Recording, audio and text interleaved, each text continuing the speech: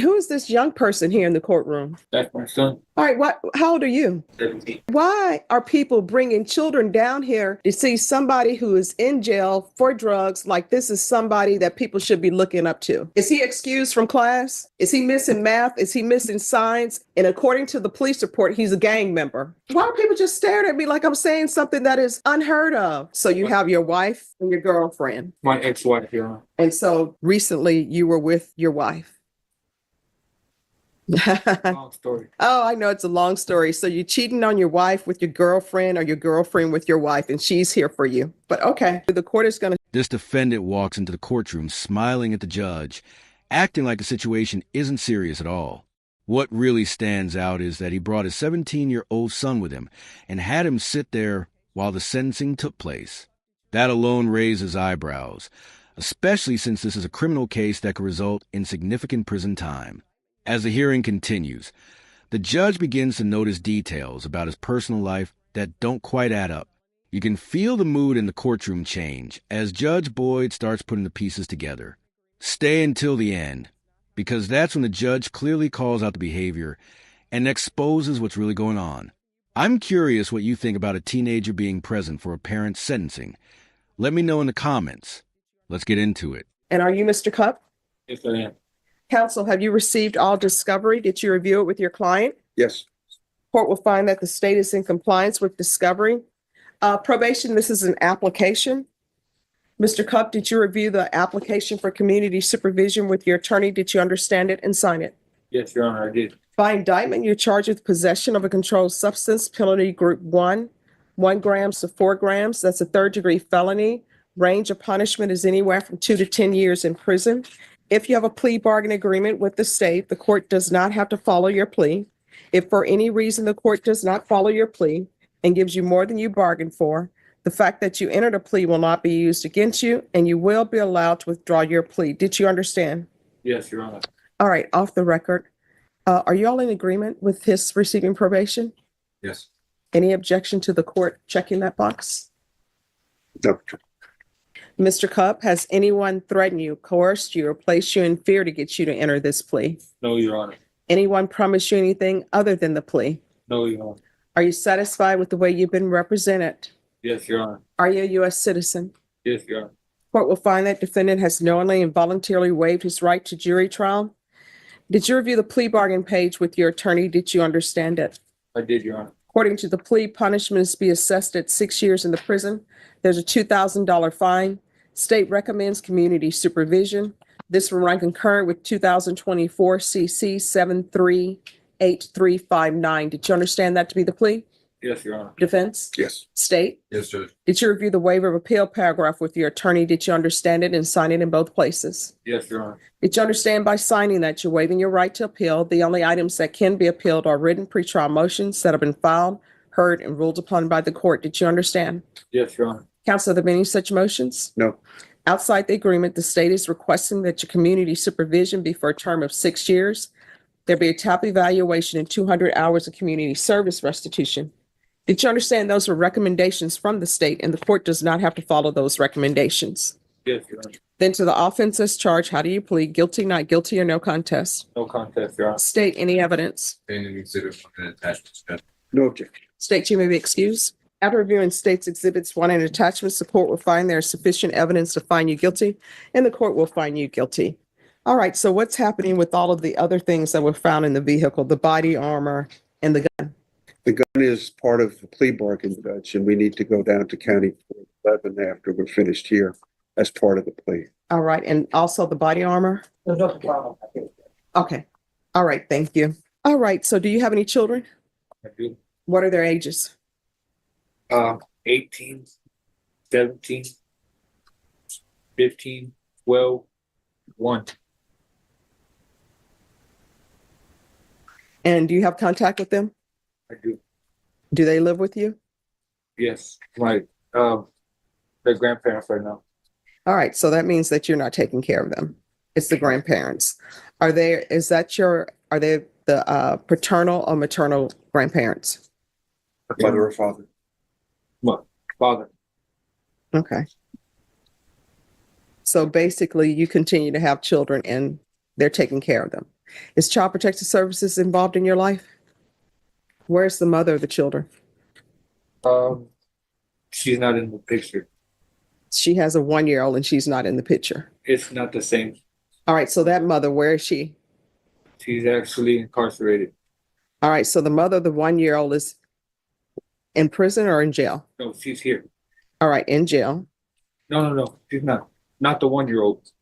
I have 4 with one with the previous Okay. and 1 with my new spouse. Oh, and so she's here today? Where?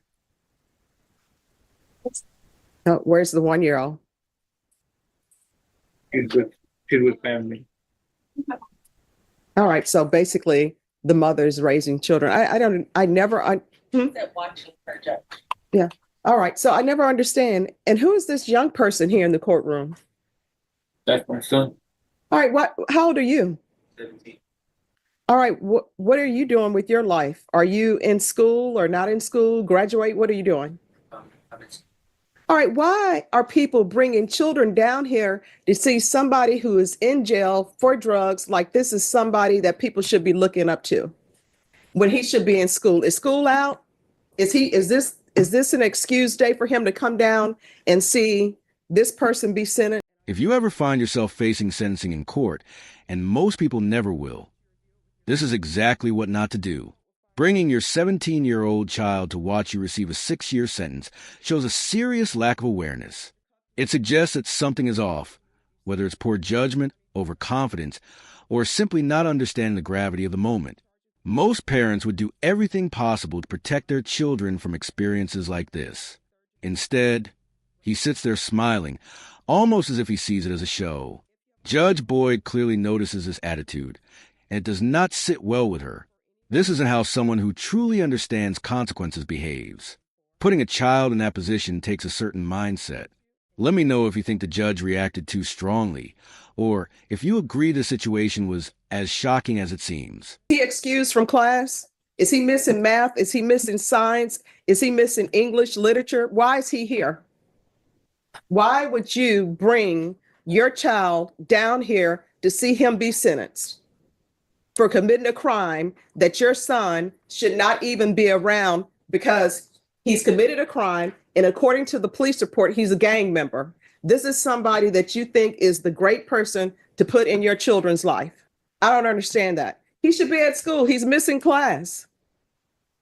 Why are people just staring at me like I'm saying something that is unheard of? Do children not go to school anymore? He's getting behind because he's here in court to watch this person get sentenced. And he should be at school studying. What are his grades? Is he doing well in school? Is he doing any extracurricular activities? Did he tell his teacher that he was going to be out because he's here to watch him get sentenced? Is this his biological father? Yeah. So why is he in school? And you should have told him, don't come down here. You need to be in school. I don't understand that. And then what ends up happening? People drop out of school and then they come in, and you know what they come to court and tell me? Well, you know, my father's been to prison. My father did drugs. My father's a gang member. And all these mothers are out here holding these men up as paragons of society for their children to look up to, and then having children with them that are one. Knowing their history, I do not understand that. But he's too young to be in court. And if people want to visit him, I know they don't do person-to-person jail visits anymore. You can only do it on phone. That's where he needs to see him. And when you're out of custody, spend time with your children instead of just having them show up and want to be in their life when you're in court and you need them for sympathy. So he can step out of the courtroom. Thank you. So they have you listed as a gang member in here. What's this about? For a small period of time, I was in a motorcycle club. No, it says Bandito's gang member. It's a club, Your Honor. All right. When's the last time you had employment? I'm self-employed. Doing what? I move mobile homes. I have a trucking company. All right. And is that registered? Yes, it's an LLC.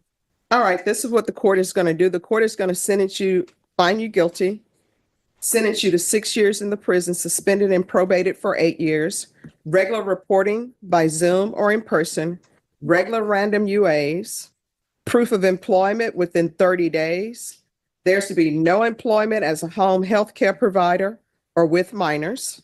I'm going to want a gang evaluation done. So when's the last time you used? Your Honor, I don't use. All right, so these drugs that were in the vehicle belong to somebody else? Yes, they do. The mother of your children? Yes, they do. All right, so, and that's the lady here, another one? Oh, yeah. My wife. Oh, so you have your wife and your girlfriend. My ex-wife, Your Honor. And so recently you were with your wife. Long story. Oh, I know it's a long story. So you're cheating on your wife with your girlfriend or your girlfriend with your wife, and she's here for you. But okay. He's honestly fortunate this next issue didn't come up earlier in the hearing. If it had, the outcome might have been very different. Between having a son in the courtroom and the confusing details about his former spouse while being currently married, the situation becomes even more questionable. The way he reacts when the judge asks about it, smiling instead of taking it seriously, raises even more concern. That's not the response of someone with nothing to hide. I'm not making accusations, but the situation does not look good. It almost seems like he doesn't realize how serious everything sounds when spoken out loud. Let me know what you think was really happening here, because the whole thing feels very unusual. What's your wife's name? Jaslyn Pettis. Jasmine Pettis? Jaslyn. Jaslyn. There's to be no contact with Jaslyn Pettis. Sorry. Yes. That's his current, Oh, that's the current girlfriend. correct. Who is The your former wife? girl is, Or is she just your girlfriend? Jessie Solis. Is that just your girlfriend or did you all get That's my married? wife. We got married. All right, so no contact with the wife, Jessie Solis. Solis, that he is still currently in a relationship with. That's why it's in her car with her drugs. So tell the girlfriend he's still in a relationship with her. And, you know, that shakes out the way it should. UA hotline, field visits 1 time per month until further notice, 200 hours of community service restitution. The court is going to order parenting classes. Once the parenting classes are complete, community service hours will be deemed satisfied. TAP evaluation, in custody, follow results. Is there anything else, probation? Is there anything else you need from the court in order to be successful? All right, did you review the document entitled Trial Court Certification of Defendant's Rights to Appeal with your attorney? Did you understand it and sign it? I did, Your Honor. Because this is a felony conviction, you're not allowed to own or possess any weapons or ammunition. If you have a question over what a weapon or ammunition is, you'll need to speak to an attorney. And also, this will run concurrent with 2024 CC 738359. All right, we can go off the record. Let me just tell you something. Probation is very difficult. And if you are going to have a wife and a girlfriend and you're secretly still in a relationship with both of them, your probation is going to get very difficult, even more difficult. You know why? Because if something goes on in your household where there's an argument, you're cheating, and you're not letting them know, you know what's going to end up happening? They're going to call your probation officer and you're going to be reported for whatever issues are going on in your household. So you're going to have to make a decision so your children are not confused. Either you're going to be with your wife or either you're going to be with the new girlfriend. For some reason, the new girlfriend decided to hang her moon and her stars on you. So you're going to have to be a better person. You understand? Yes, Your Honor. In order to be successful in this court, communication is key. Let probation know if you have any issues. If you feel they're not addressing it, you can always come back to court. You understand? I do, Your Honor. In the end, he's facing 8 years of probation while juggling a wife, a girlfriend, and other personal complications. Realistically, that doesn't sound like a setup for success. Bringing his child to court already showed questionable judgment. Add in the relationship issues and his behavior in front of the judge, and it paints a concerning picture. I'm not claiming he did anything illegal beyond what's on record, but the overall impression is very poor. Probation is often seen as an easier option than prison, but for someone like this, it may actually be harder. One mistake could send him to prison for 6 years or more.